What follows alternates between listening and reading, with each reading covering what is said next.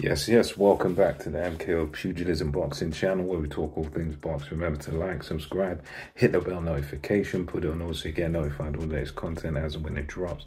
So right now, I don't think I can believe much of what I just watched. Just got finished watching Tyson the Gypsy King Fury against Francis the Predator Ngannou. And yeah, this fight was definitely a surprise. It was a big surprise for me. This ain't even really anything analytical or any sort of breakdown really. This is more of a just reaction to what I recall, what I saw. And yeah, one thing that we saw from the first round was Francis Ngannou. He had exceptional composure. He composed himself very well.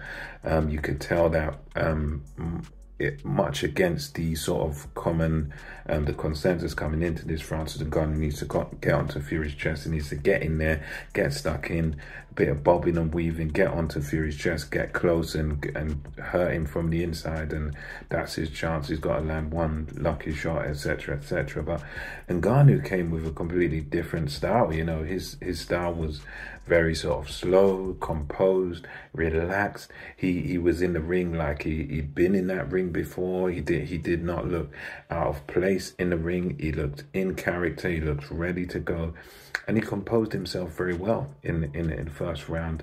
You know, done quite decent. You know, Tyson Fury won the round. Fury was doing his jittery style, herky-jerky, you know, landing his straight punches, but you could see there was still kind of a respect for Francis Ngannou, respect for his power. And the big surprise happened in round two, where Tyson Fury, you know, tries to come in on Francis Ngannou, gets put down on his backside, and you know, as some have said, it looks the same sort of thing as when he got put down by Deontay Wilder. You know, there was a look of shock, a look of surprise on his face, and yeah, he goes down, gets knocked down by a guy who's 0-0, never been in a professional boxing game. You know, he's a guy that's been successful in UFC, heavyweight champ, but this is not a boxer. But he was able to put Tyson Fury down, and he was able to hurt him. And one thing that was a constant theme throughout this fight was that Tyson Fury, as much as I felt he won this fight, he shaded this fight. I think I had 97-92 to Tyson Fury, something like that. So I had him taking the majority of the rounds, but he was taking the majority of the rounds by very small margins, and he was made to feel very uncomfortable in that ring because Francis Ngannou, he was able to do damage on Tyson Fury, and it was like Tyson Fury at many points in this fight, even at the early stages after he got hurt, he was panicking in there. It looked like he was kind of panicking, and he was sort of cautious. He was cautious about what was going to come back at him.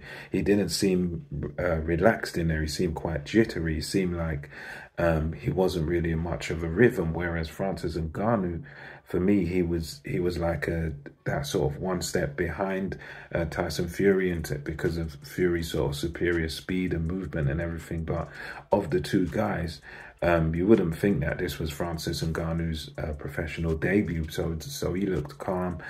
He was able to find openings on Tyson Fury. He was able to land shots, but Fury was sort of winning the fight from the outside, but he was winning it by, I would say, kind of small margins in his fight, because you had Ngannou was just constantly coming after him, putting him under pressure. He to Ngannou's credit, when Fury switched to southpaw, he had some success, like around sort of, I think it was about halfway through the fight, he switched to southpaw, had some success in the southpaw stance. But then Francis Ngannou, to his credit, showed his versatility. He switched to southpaw. He had a bit of success as a southpaw, and he did take a few of the rounds. But yeah, Fury, as it goes on, You know, Fury just about nicking the rounds, most of them for me. But he did have to take punishment. He did have to be very cautious and very careful. He couldn't trade with Francis Ngannou because, as I said, the common theme, the constant thing through the fight was Fury. You know, he would try to land power shots on Ngannou. He would try and line up with a jab, put the left hand there, and then try and jump in with a right hand, and Ngannou would just sort of shake it off. So it was, you know, one thing we saw was that, you know, Francis Ngannou, his chin is tremendous, and his toughness and his composure was exceptional in this fight. And, you know, as we got towards the later rounds there, you know, you could see that Fury was, again, very hesitant in his approach. You know, he was throwing a jab, and, you know, a lot throughout this fight, he was sort of throwing his straight punches and then jumping in and holding Francis Ngannou so that he couldn't work. So Fury was really having to sort of fight scared in a lot, you know, throughout a lot of this fight. I mean, he won it for me quite clearly, but yeah, he had to work for his meal. So yeah, so with Ngannou, he was, to be honest with you, as much as I want to say I scored the fight to Tyson Fury, for me, this is a moral victory for Francis Ngannou. And also, to me, this is one of those things where, in a sense, it kind of makes, depending on how you look at it, it kind of makes the sport of boxing, it kind of gives the sport of boxing a little bit of a black eye now, because you've got a guy who's come in there from a completely, you know, different discipline. And, you know, we've had guys that have gone over to MMA, like you've had James Toney. All right, James Toney was an old man, but he went over, you know, it ended in seconds with Randy Couture.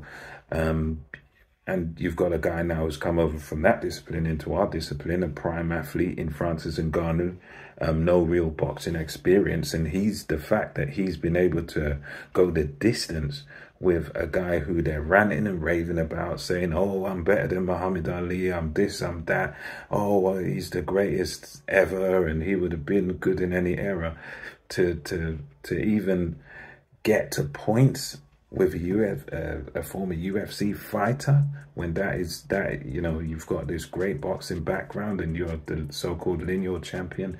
For me, that's something that does kind of, yeah, it is kind of respect to Fury, because, you know, he's got his money and everything, but, you know, it kind of puts all the stuff that, you know, he says about others into a different light. You know, Joshua losing to a cruise middleweight and all this sort of business, and, you know, yeah, it puts it all into a different light now. So yeah, in a sense, don't get me wrong, yes, the boxer does beat the mixed martial artists on, you know, 9 out of 10 occasions. But yeah, it was very impressive by Francis Ngannou. His performance is a moral victory regardless, to me, as much as I thought Fury won. But the fact that it was even close, and when they read out the scorecards, I mean, one of the judges scored it to Francis Ngannou, and the other two judges, I think one had it to Fury by 2 points, the other one had it to Fury by like 1 round, by 1 point. So the fact that it's gone that close it speaks volumes. And,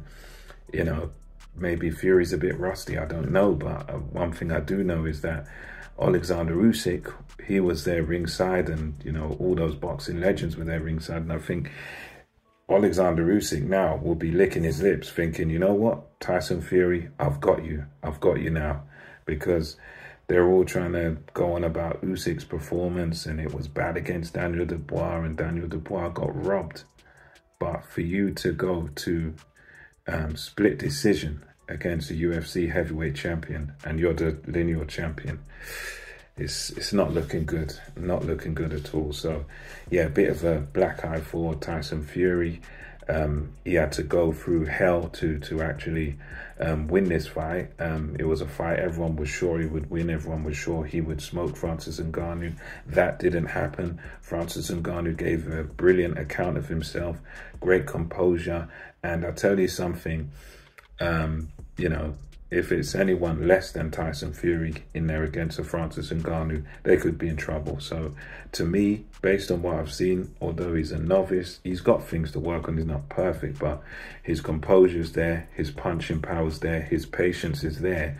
So I think if he decides to carry on with boxing, he's the type of guy that he's a bit of an enigma, because he shouldn't be able to be a threat to a boxer. But I think from what he's shown tonight against a great fighter, he is a threat. He could be a legitimate threat if he takes on boxing full time. So let me know your thoughts about this crazy outcome. Tyson Fury, the Gypsy King, beats Francis the Predator Ngannou, but it's only by split decision on Francis Ngannou's boxing debut. What a crazy result. Please let me know your thoughts in the comment section below, and I shall see you on the next one.